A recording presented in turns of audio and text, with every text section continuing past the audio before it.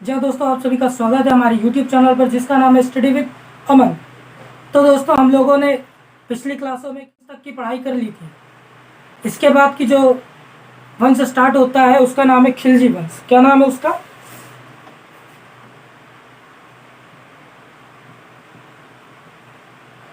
खिलजी वंश।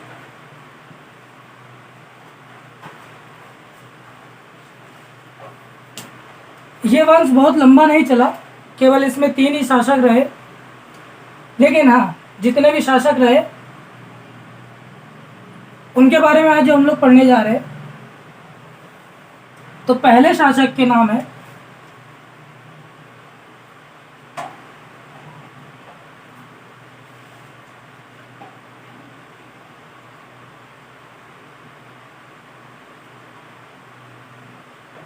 जलालुद्दीन फिरोज खिलजी। 1290 से 1296। जलालुद्दीन फिरोज खिलजी। जलालुद्दीन फिरोज खिलजी का असली नाम है जलालुद्दीन फिरोज खिलजी का जो पहले का नाम है, जो असली नाम है, उसका नाम है फिरोज खिलजी। 1290 से 1296 तक 7 साल तक ये शासक रहा और इसकी बाद में हत्या कर दी गई। और हत्या करने वाला और कोई नहीं था, इसका दामाद और इसका भतीजा। मतलब जो भतीजा था वही बाद में दामाद बना। अलाउद्दीन खिलजी उसका नाम है। उसने क्या किया था, जलालुद्दीन फिरोज खिलजी की हत्या कर दी थी। तो जलालुद्दीन फिरोज खिलजी का कोई खास वो नहीं था, लेकिन हाँ, अपने आप में एक बहुत बड़ा शासक था ये। खिलजी वंश की स्थापना ही जलालुद्दीन फिरोज खिलजी ने की थी। क्या की थी? खिलजी वंश की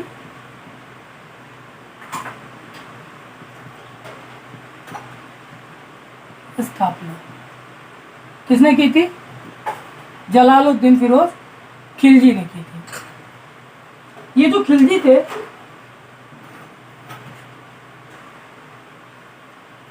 इनको सर्वाहार वर्ग का कहा जाता है। सर्वाहार वर्ग। सर्वाहार का वर्ग का मतलब ये नहीं है कि ये सब कुछ खा लेते थे। ये यहाँ पर इसको कोट नहीं किया जाएगा। इसका मतलब होता था, क्या थे? गैर तुर्क। मतलब हमारे यहाँ तुर्कों ने भी जब आक्रमण किया और तुर्कों का राज रहा, तो उसके बाद जब ये लोग आए, खिलजी आए, तो ये गैर तुर्क थे। ये कई सारी जातियों से, कई सारे जगहों से ये लोग इकट्ठा हुए थे और इनकी पूरी कम्युनिटी को, इनके पूरे ग्रुप को क्या कहा जाता है? खिलजी कहा जाता है। और इसी से इसका नाम पड़ा खिलजी। हम लोग ने गुलाम वंश के बारे में पढ़ा, लेकिन इसके बाद ये जो खिलजी वंश है, गुलाम वंश में ये था कि जितने भी शासक रहे वो सभी गुलाम रहे किसी न किसी के। लेकिन इसमें क्या है, इसमें सिर्फ 3 लोग रहे। पहला रहा है जलालुद्दीन फिरोज खिलजी, दूसरा अलाउद्दीन खिलजी और तीसरा अलाउद्दीन का सबसे छोटा वाला बेटा। तो जलालुद्दीन फिरोज खिलजी 1290 से 1296 तक रहा। और जलालुद्दीन फिरोज खिलजी ने अपनी जो राजधानी बनाई थी, जब ये शासक बना था,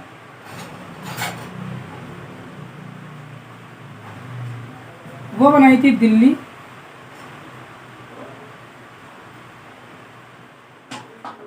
बनाई थी किलोकरी। ये पहले जब शासक बना तो पहले शुरुआत में ही दिल्ली नहीं आया था, ये दूसरी जगह से शासन चला रहा था। लेकिन बाद में ये अपनी राजधानी दिल्ली की लेकर के आया और इसने कहाँ पर अपनी राजधानी बनाई? किलोकरी में बनाई। और बाद में क्या हुआ कि इसका जो भतीजा था,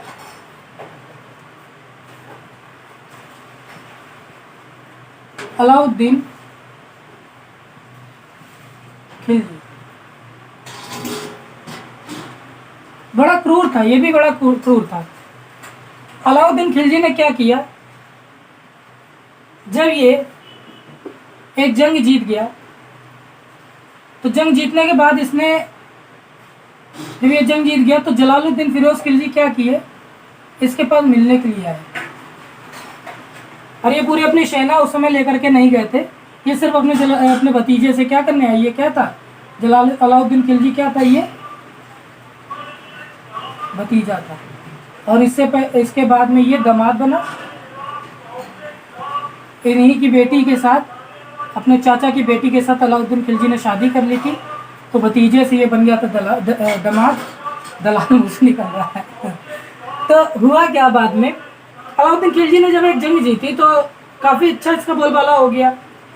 रीज़न ये होता था कि ये बड़ा क्रूर था, ये किसी की सुनता नहीं था कभी।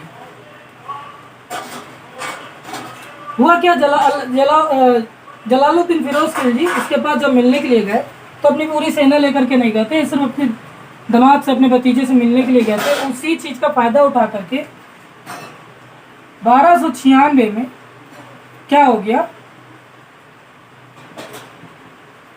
जलालुद्दीन खिलजी की हत्या हो गई। जलालुद्दीन खिलजी की क्या हो गई, हत्या हो गई। और हत्या करने वाला क्या था, उसका अपना खुद का भतीजा, जिसको बाद में उन्होंने दामाद बनाया था, अपना शर्त में बनाया था। इन लोगों के यही चलता रहा। तो जलालुद्दीन फिरोज खिलजी के हत्या के बाद अब जब तख्त खाली हो गया तो तख्त पर कोई तो बैठेगा। तो अब उस तख्त को भरने के लिए उसी का जो दामाद है अलाउद्दीन खिलजी, वो तख्त पर आसीन हो गया। तो हम लोग अब पढ़ेंगे, ये जलालुद्दीन फिरोज खिलजी की सिर्फ इसलिए छोटा सा बताया क्योंकि जानना जरूरी है कि वंश कहाँ से शुरू हुआ, ये बहुत जरूरी होता है। अभी पता चले कि केवल क्वेश्चन बता दिए कि हाँ ये थे, इसमें इन्होंने अब जन्म लिया, अब ये मरे, और बाद में क्या होता है, समझ में कुछ नहीं आता है। और अगर कुछ समझना है, कुछ करना है, तो शुरुआत से शुरू करना चाहिए। ये नहीं कि बीच से उठाया टॉपिक और बीच से पढ़ने लगे, या बीच से कोई काम शुरू कर दिया और बाद में कह दिया कि लो हमसे हो नहीं रहा है। जब पूरी जानकारी होती है किसी को तो व्यक्ति आगे बढ़ पाता है, नहीं तो आगे नहीं बढ़ पाता है। कहते हैं ना, अधजल गगरी छलकत जाए, मतलब छलक जाता है, वो किसी योग्य नहीं रहता है। अब क्या हुआ, अब शासन किसके हाथ में आ गया, अलाउद्दीन खिलजी। अलाउद्दीन खिलजी का शासनकाल रहा है 1296 से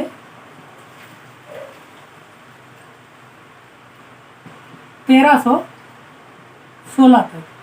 कब तक रहा है, अलाउद्दीन खिलजी का शासन रहा है 1296 से 1316 तक।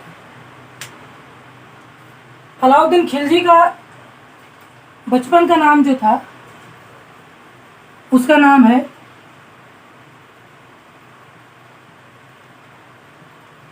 अली गुरशद।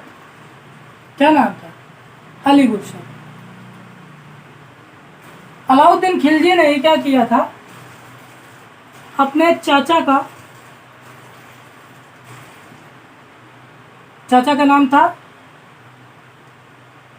जलालुद्दीन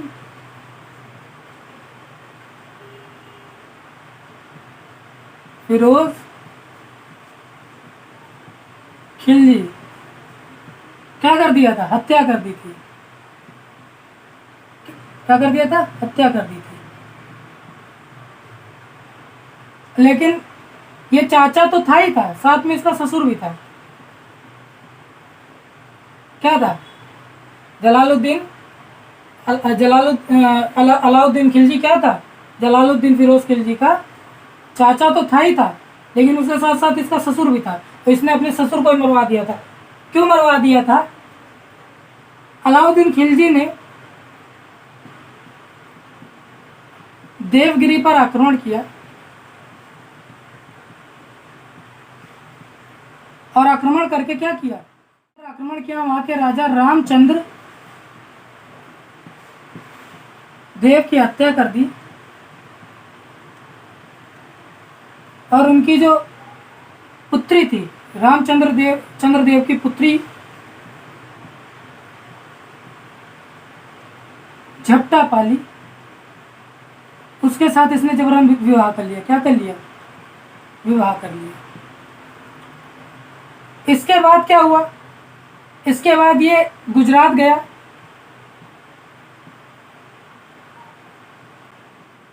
और गुजरात में कर्णदेव इनके ऊपर आक्रमण किया और इनकी भी हत्या करके इनकी पत्नी का नाम क्या था?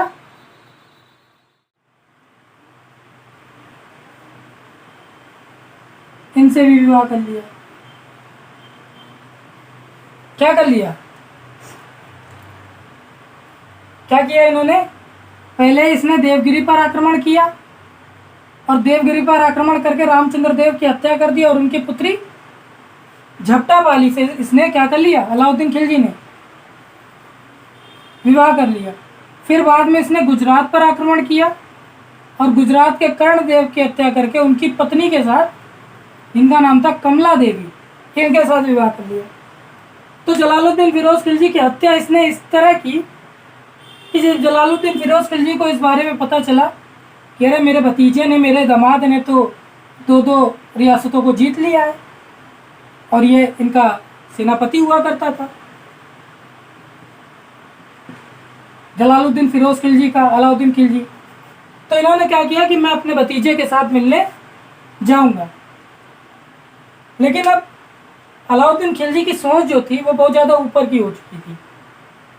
उसने दिमाग क्या लगाया कि जब जलालुद्दीन फिरोज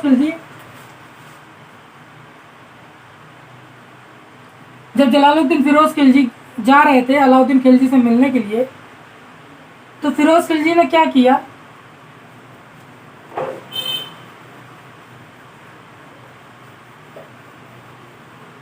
अपनी सेना को पीछे छोड़ दिया।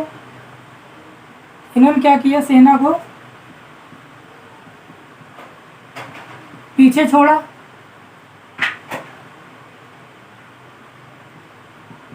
और अकेले चले गए। और जब अकेले चले गए तो 1296 में अलाउद्दीन खिलजी ने क्या कर दिया? फिर जलालुद्दीन फिरोज खिलजी की हत्या कर दी और अगला शासक कौन बन गया? अलाउद्दीन खिलजी बन गया। अब अलाउद्दीन खिलजी जब शासन में आया तो इसने कुछ चीज़ें करी। इनके मर जाने के बाद अलाउद्दीन खिलजी जब शासन में आया तो उसने क्या क्या किया, ये उसके बारे में आज अब हम लोग पढ़ने जा रहे हैं।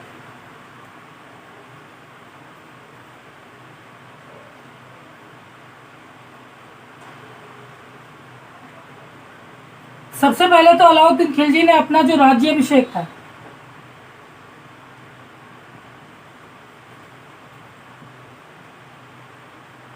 वो दिल्ली के कहा लाल महल में,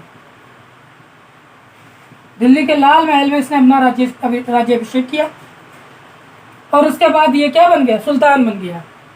सुल्तान बनने के बाद अलाउद्दीन खिलजी ने क्या किया? पहला नंबर, ये एक नया धर्म बनाना चाहता था।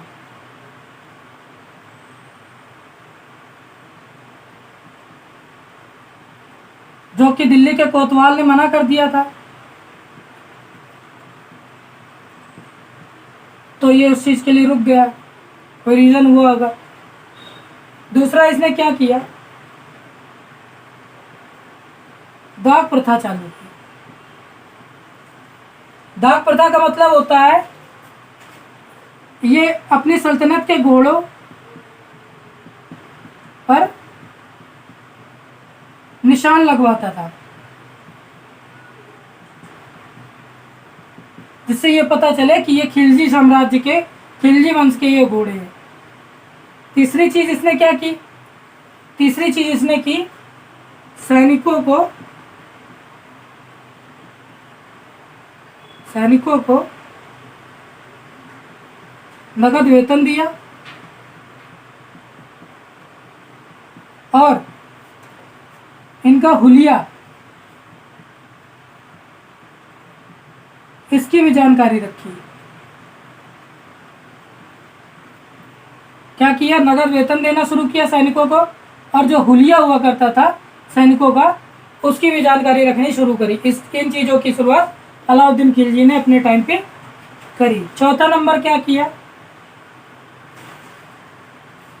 कर प्रणाली। कर प्रणाली की शुरुआत करी। अब कर प्रणाली भी इनकी जो थी वो कितने प्रकार की थी, कर प्रणाली अलाउद्दीन खिलजी की 5 प्रकार की थी। 5 प्रकार की कर प्रणाली में सबसे पहला नंबर आता है मिल्क। मिलक जिसको बोलते हैं, मिल्क नहीं बोलेंगे, मतलब मिलक होता है उसका, उसको मिल्क हम लोग इस भाषा में बोल देते हैं, और उसको सही प्रोनाउंसिएशन अगर उस लैंग्वेज में किया जाए, उनके उसमें किया जाए, तो उसको मिलक बोलते हैं। वक़्फ़ हो गया,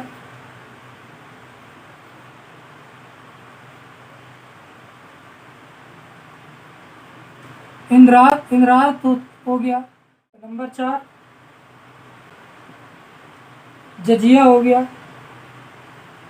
नंबर 5 ज़कात हो गया। कितने कर हो गया, कितने कर प्रणाली थी इसकी, कर प्रणाली जो उसने स्टार्ट करी थी,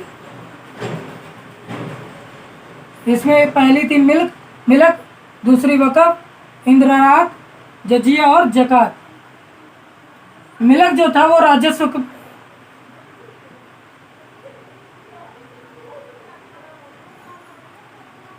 से जो कर आता था, मिलक प्रणाली में इसका यूज होता था। राजस्व का मतलब जो बाहरी रियासतें थी,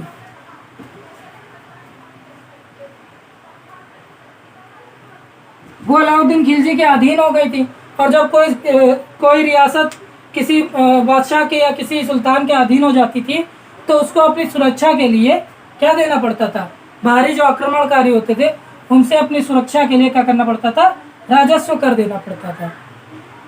वक़्फ़ कर का मतलब होता है धार्मिक कर।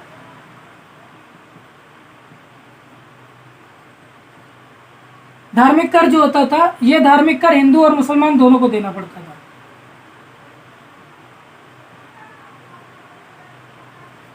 अब हिंदू और मुसलमान दोनों को कैसे देना पड़ता था, तो वो जो है वो हमारा चौथे और 5वें वाले पॉइंट में है, जजिया कर और ज़कात कर। तो क्या होता था, वक़्फ़ का मतलब होता था धार्मिक कर, जो धर्म के लिए जो कर देना पड़ता था वो होता था वक़्फ़, उसको वक़्फ़ कहते थे। इंद्रारत का मतलब होता है पेंशन के बदले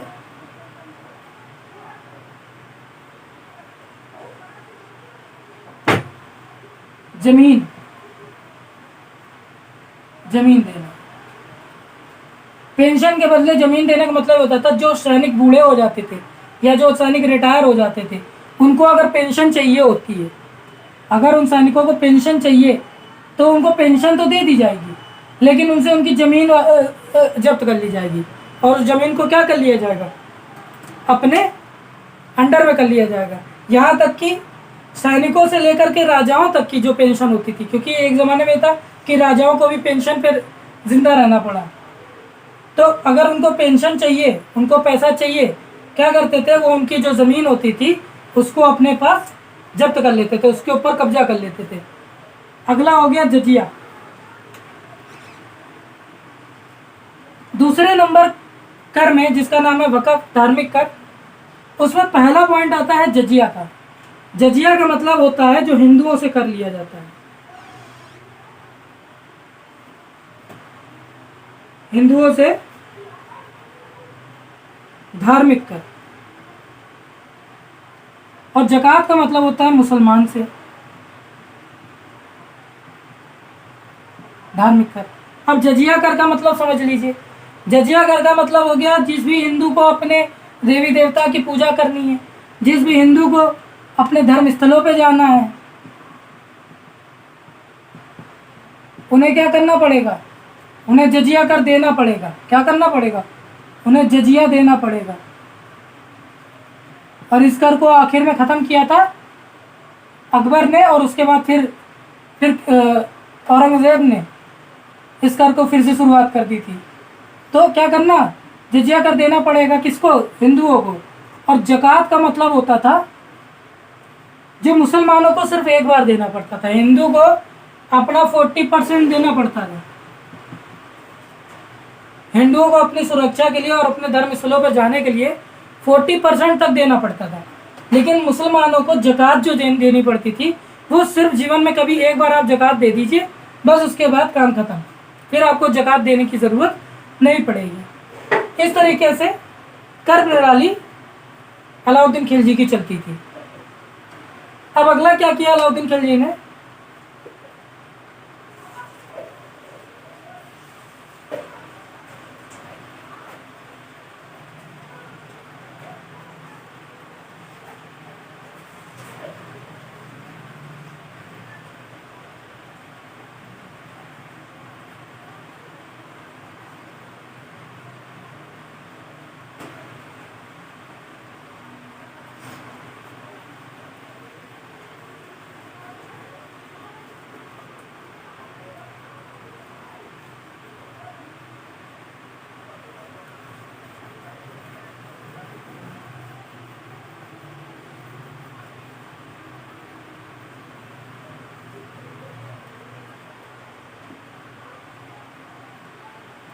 अगला क्या किया?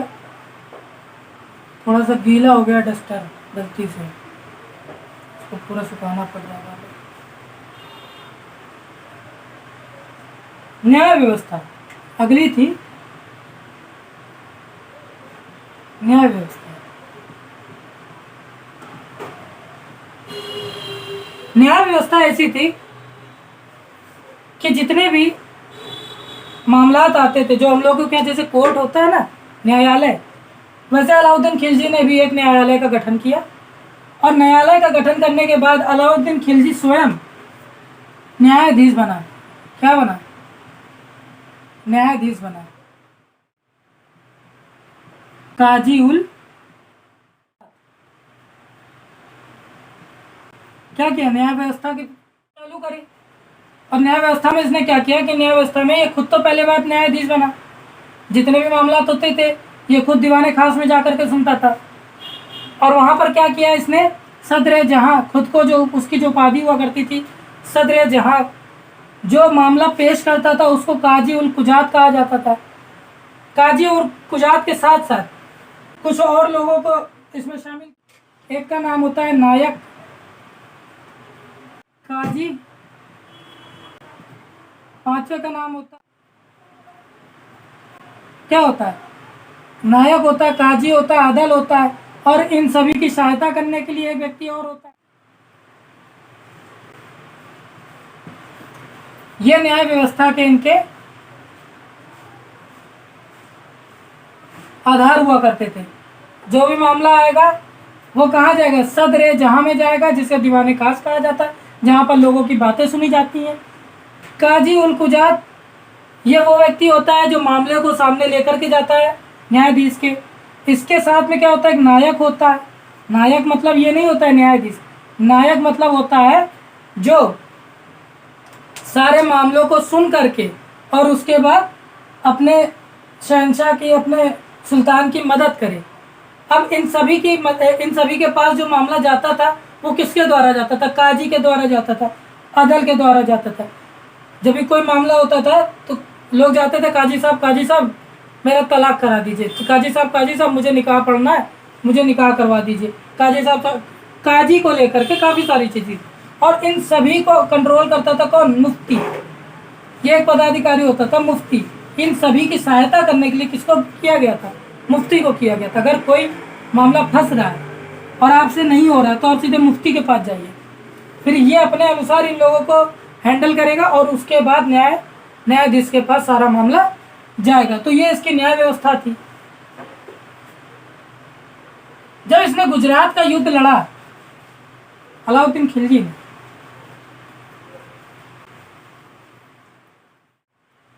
अलाउद्दीन खिलजी का एक गुलाम भी हुआ करता था,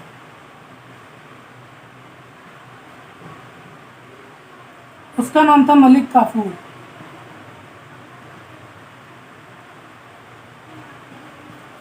मलिक काफूर को नुसरत खान ने 1000 दिनार में खरीदा था। तो इसका नाम क्या पड़ गया था मलिक काफूर का? 1000 दिनार। और सबसे वफादार जो गुलाम कहा जाएगा अलाउद्दीन खिलजी का, वो कौन था? मलिक काफूर। ये क्या था? सेनापति था। किसका? अलाउद्दीन खिलजी की सेना का। ये क्या था? अलाउद्दीन खिलजी का की सेनापति था। इसने कई सारी मुहिमें अलाउद्दीन खिलजी के साथ में की। बाद में अलाउद्दीन खिलजी की जब मृत्यु हो गई थी तो फिर मलिक काफूर ही बना था, शासन इसी ने किया था बाद में जा करके। तो चलिए आगे बढ़ते हैं। अलाउद्दीन खिलजी ने कुछ और चीज़ों की स्थापना करी, कुछ विभागों की स्थापना करी, कुछ मंत्रिपरिषद की स्थापना करी। तो उनका नाम हम लोग जानेंगे और उनके बारे में पढ़ेंगे। ये तो पता चल गया कि मलिक काफूर कौन था। मलिक काफूर एक गुलाम था, इसका? अलाउद्दीन खिलजी का। और अलाउद्दीन खिलजी की सेना का सेनापति था। अलाउद्दीन खिलजी का जो वंश रहा है वो रहा तो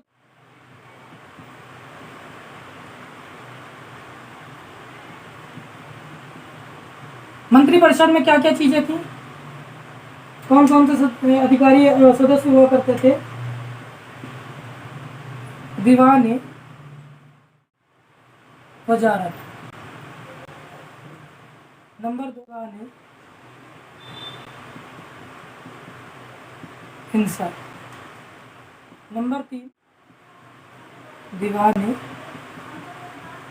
आरिज, नंबर 4 दीवान रसातल। क्या थी ये? अलाउद्दीन खिलजी की क्या थी? मंत्री परिषद थी। दीवान वजारत का मतलब होता है वजीर। अलाउद्दीन खिलजी के मंत्री परिषद में क्या था? एक था दीवान वजारत जिसको कहते हैं वजीर। दूसरा था दीवान इंशा, ये शाही आदेशों को जारी करता था।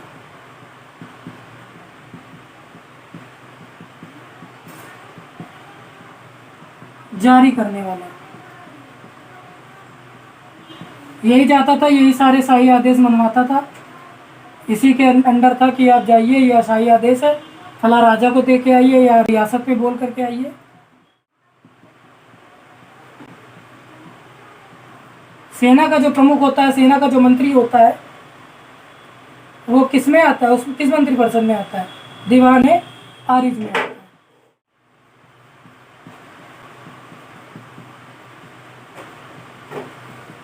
क्या होता है? विदेश विभाग। मंत्रिपरिषद का गठन किया अलाउद्दीन खिलजी ने और कैसे किया? दीवान वजारत जिसमें वजीर होता है, सुल्तान से एक पद नीचे होता है जिसको वजीर बोला जाता है। जैसे प्रधानमंत्री होता है, जैसे हमारे देश के राष्ट्रपति हैं द्रौपदी मुर्मू जी, वो राजा हो गए। और जो वजीर है, प्रधानमंत्री हैं, वो हैं नरेंद्र मोदी जी। तो अलाउद्दीन खिलजी राजा है, वजीर प्रधानमंत्री है, दीवान इंशा शाही आदेशों को जारी करने वाला, दीवान आरिज सैन्य मंत्री। जैसे हमारे यहाँ के सैन्य मंत्री, जो हमारे के रक्षा मंत्री जिनको कहा जाता है, उनका नाम है राजनाथ सिंह। ठीक, तो वैसे ही सैन्य मंत्री अलाउद्दीन खिलजी के भी मंत्रिपरिषद में थे। दीवान रसातल, रसातल का मतलब है विदेश विभाग। अगर कोई मुहिम जा रही होती है तो ये विदेश विभाग पहले जा करके वहाँ पे आगाह करता है।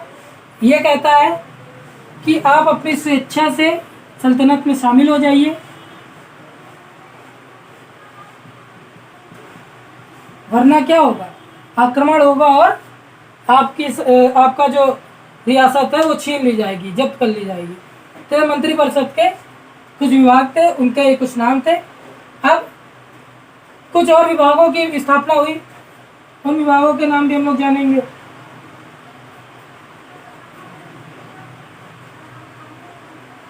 इधर लिखते हैं, ये तो समझ में आ गया।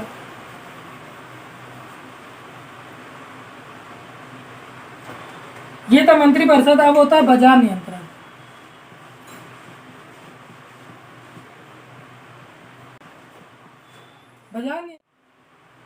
शहनाई मंडी,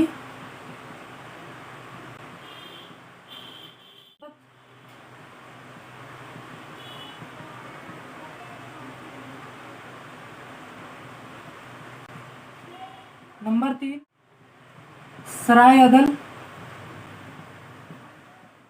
वरीद मंडी, नंबर 5 मुनहर।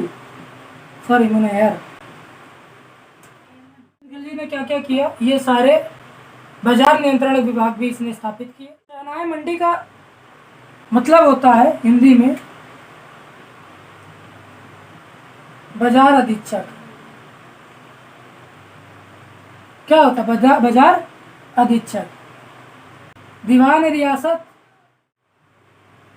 बाजार पर नियंत्रण।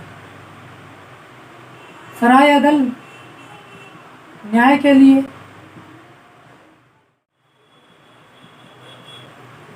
निरीक्षक होता है। और मुनैयर का मतलब होता है गुप्तचर। मंत्रिपरिषद का गठन हुआ, साथ साथ बाजार नियंत्रण विभाग का भी गठन हुआ। इसमें क्या क्या विभाग थे? शहनाई मंडी, बाजार अधीक्षक, मतलब पूरी बाजार को संभालने का जो काम होता था, कार्यभार होता था, बाजार अधीक्षक के ऊपर होता है। दीवान रियासत का मतलब होता है बाजार पर नियंत्रण करना। बाजार पर नियंत्रण का मतलब जो चीज़ें हम चाहेंगे वही चीज़ें बेची जाएंगी और फला फला दाम पे बेची जाएंगी, अपनी मर्जी से कुछ नहीं होगा, ये कर लिया जाएगा। बाजार से भी कर होता था। सराय अदल, सराय का मतलब होता है जनता, जो लोग रहते हैं उनका मतलब होता है सराय का मतलब। और अदल मीन्स होता है न्याय। तो न्याय के लिए जनता कहाँ जा सकती है? सीधे अलाउद्दीन खिलजी के पास जा सकती है। वरीद मंडी, वरीद मंडी का मतलब होता है बाजार निरीक्षक।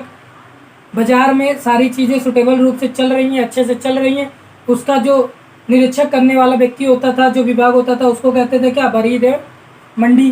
क्या कहते थे? वरीद मंडी। और मुनैयर, मुनैयर गुप्तचर विभाग था। ये अलाउद्दीन खिलजी का सबसे पसंदीदा विभाग कहा जाता था, गुप्तचर।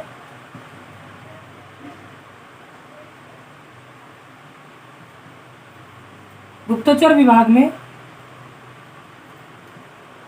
इनको एक छूट थी कि ये किसी व्यक्ति से मिल नहीं सकते, मतलब इनको किसी व्यक्ति से मिलने की जरूरत नहीं है। ये सीधे कहाँ जा सकते हैं? ये सीधे मिलने जा सकते हैं किससे? अलाउद्दीन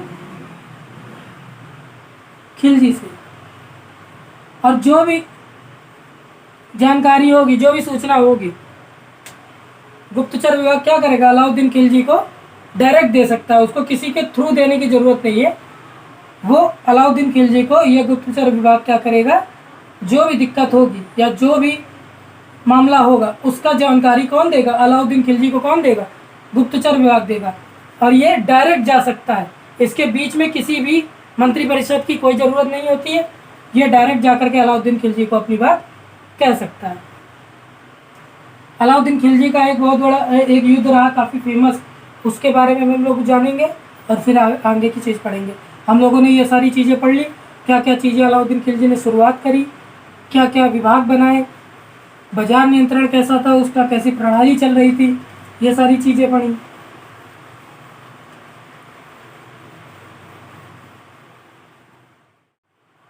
उत्तर भारत का एक युद्ध था जिसमें चित्तौड़ बड़ा फेमस है। चित्तौड़ में क्या हुआ था? राणा रतन सिंह, राणा रावल रतन सिंह, इनके साथ युद्ध हुआ था। चित्तौड़ का काफ़ी फेमस युद्ध रहा। राणा रावल रतन सिंह, इनकी मृत्यु हो गई थी। अलाउद्दीन खिलजी ने इन्हें धोखे से मार दिया था। बाद में इनकी पत्नी ने, क्योंकि मालूम था अलाउद्दीन खिलजी जिस भी राजा को जीत के आता था उसकी पत्नी से शादी कर लेता था, तो इनकी पत्नी ने,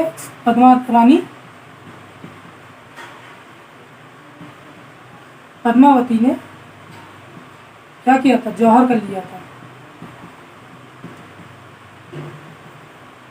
क्या किया था? जौहर कर लिया था। ये काफ़ी फेमस युद्ध रहा है। ये काफ़ी फेमस युद्ध रहा है उस ज़माने का, चित्तौड़ का, जिसमें राणा रावल रतन सिंह और रानी पद्मिनी के बारे में बताया गया। इसके ऊपर मूवी भी बन चुकी है। तो काफ़ी सही रहा। सही इसलिए रहा कि जो सतीत्व होता है रानियों का, ये हिंदुस्तान की एक परंपरा रही है कि अगर पति किसी वजह से पति का देहांत हो जाता है तो पत्नी किसी के चंगुल में नहीं जाती है। पत्नी क्या कर लेती है, अपना आत्मदाह कर लेगी, लेकिन किसी के चक्कर में नहीं पड़ेगी। अलाउद्दीन खिलजी के चक्कर में नहीं पड़ी रानी पद्मिनी, और इसीलिए रानी पद्मिनी को माँ कहकर बुलाया जाता है। आज के ज़माने में क्या कहा जाता है, रानी पद्मिनी को माँ कहकर बुलाया जाता है। अलाउद्दीन खिलजी ने सामने से देखा था रानी पद्मिनी को जौहर कुंड में जाते हुए, उनके साथ में हजारों रानियां एक साथ ऐसे लाइन बाय लाइन चलती चली जा रही थी, और इसने अलाउद्दीन खिलजी ने अपनी आंखों के सामने देखा था क्या हुआ था, रानी पद्मिनी जौहर कुंड में चली गई थी। तो चलिए आगे का हम लोग पढ़ते हैं। ये स्टोरी बतानी इसलिए ज़रूरी थी क्योंकि ये काफ़ी फेमस युद्ध रहा उस ज़माने का, अलाउद्दीन खिलजी का। अब क्या हुआ अलाउद्दीन खिलजी के साथ, इतना सब कुछ करने के बाद अलाउद्दीन खिलजी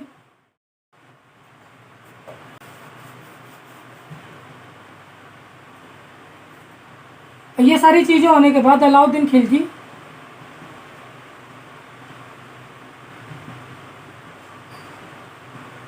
की मृत्यु हुई किसमें, 1316 में। कारण क्या था, यत्रक पीड़ा, मतलब यत्रक रोग और दारुल पीड़ा। यत्रक रोग और दारुल पीड़ा के बारे में बताने वाले, लिखने वाले जो कवि हैं, जो लेखक है, उनका नाम है अमीर खुसरो और यासामी। इन दोनों ने बताया कि अलाउद्दीन खिलजी की मौत क्यों हुई, यत्रक रोग और दारुल पीड़ा के कारण हुई। किसने बताया, अमीर खुसरो और इसामी ने। ये राजकवि हुआ करते थे अलाउद्दीन खिलजी के दरबार के, क्या थे, राजकवि। अब क्या हुआ, अलाउद्दीन खिलजी की मौत के बाद मलिक काफूर ने अलाउद्दीन खिलजी की पत्नी के साथ, जिनका नाम है झपटापाली, इनसे क्या कर लिया, विवाह कर लिया। और अलाउद्दीन खिलजी के 4 बेटे थे, जिसमें से एक बेटे का नाम था खिर्ज खां और एक का नाम था शादी खां। खिर्ज खां और शादी खां को मलिक काफूर ने क्या किया, इनकी आंखें बुड़वा करके, बुड़वा कर इनकी हत्या कर दी थी। क्या कर दी थी, उसके बाद अलाउद्दीन खिलजी के 6 वर्षीय बेटे थे, 6 वर्ष का बेटा था, उसका नाम था शिहाबुद्दीन उमर।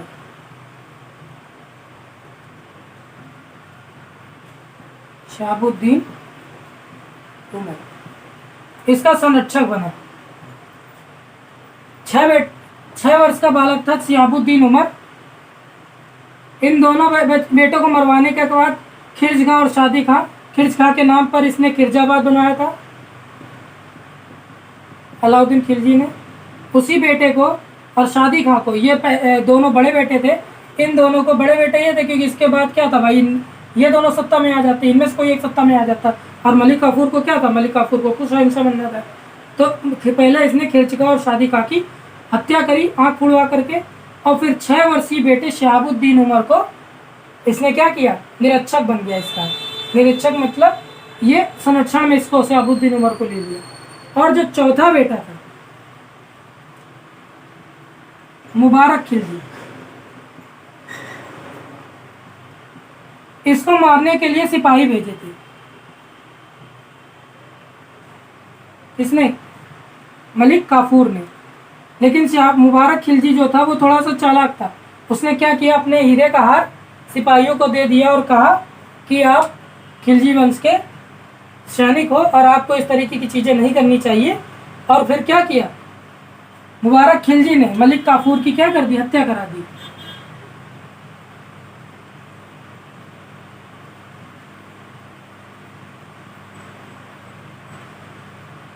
मलिक काफूर की हत्या किसने किया? मुबारक खिलजी ने। ये 4 बेटे थे, खिर्ज खां, शादी खां, शहाबुद्दीन उमर और मुबारक खिलजी। क्या हुआ, मुबारक खिलजी को जब सिपाही मारने के आए मलिक काफूर के कहने पर, तो इसने पलट करके क्या कर दिया, सिपाहियों को लालच दे दिया और लालच में इन्होंने क्या किया, मलिक काफूर की हत्या कर दी। अगला शासक कौन बना? मुबारक खिलजी, जिसका पूरा नाम था कुतुबुद्दीन मुबारक खिलजी। इसने शासन कब से कब तक किया? 1316 से 1320 तक किया। मुबारक खिलजी कभी इसने क्या किया, सुल्तान की गद्दी किसी दूसरे से नहीं ली। ये सुल्तान किसी और को नहीं मानता था, इसने स्वयं ही सुल्तान की गद्दी धारण कर ली थी। और जितने भी अलाउद्दीन की तरफ से जितने भी कर थे, या जितने भी ऐसा कहा जाता है कि जितने भी भारी भारी से नियम थे, खत्म कर दिए। और क्या किया, जितने भी बंदी थे उनको रिहा कर दिया। क्या कर दिया? अब भाई छोटा सा था ये भी, कोई इतना कोई खास था नहीं, और फिर इसके ऊपर अंकुश लगाने वाला भी कोई नहीं था। तो मुबारक खिलजी ने क्या किया, पहली बात तो ये खुद को सुल्तान मानता था, इसने किसी से सुल्तान की सर्टिफिकेट नहीं लिया जा करके। फिर इसने अलाउद्दीन के द्वारा जो नियम बनाए गए थे उन सभी को तुरंत ख़त्म कर दिया सत्ता में आते ही। जितने भी बंदी हुआ करते थे उन सभी को रिहा कर दिया था, जाने दिया इनको। इसको कहा जाता है कि क्षमा करो नीति का इसने शुरुआत की थी। क्या की थी? क्षमा करो नीति की इसने शुरुआत करी थी। साथ ही साथ एक चीज़ और कही जाती है कि एक ऐसा सुल्तान था जो राज्यसभा में कभी कभी क्या बनता था, लड़कियों के कपड़े पहन कर आता था, और कभी कभी क्या करता था, नग्न होकर चला आता था। नग्न होकर के पूरे महल में इसे दौड़ा करता था, पूरा नंगा हो जाता था। अब छोटी सी उम्र थी, कोई बहुत बड़ा वो था नहीं, तो उसको उतना कुछ मालूम भी नहीं था। तो क्या हुआ था, जब ये सुल्तान बना तो राज्यसभा में कैसे आ जाता था, कभी कभी औरतों के कपड़े पहन। 1320 में खुसरो खान नाम के एक व्यक्ति ने क्या किया, मुबारक खिलजी को मार दिया और इसकी हत्या कर दी। 1320 ईस्वी में क्या हुआ, खुसरो खान ने मुबारक खिलजी को मार दिया और यहीं से खिलजी वंश समाप्त हो गया। हम लोगों ने फिरोज खिलजी से लेकर के मुबारक शाह खिलजी तक हम लोगों ने सारी चीज़ें पढ़ ली। तो दोस्तों, अगर आपको हमारा वीडियो अच्छा लगा हो तो हमारे चैनल को सब्सक्राइब कीजिए, वीडियो को लाइक कीजिए और ज़्यादा से ज़्यादा चैनल को शेयर कीजिए। इसी तरीके से हम लोग आगे की भी क्लास पढ़ते रहेंगे। तब तक के लिए आप सभी अपना ध्यान रखिए, खुश रहिए और हमारे चैनल के साथ बने रहिए। जय हिंद, जय भारत।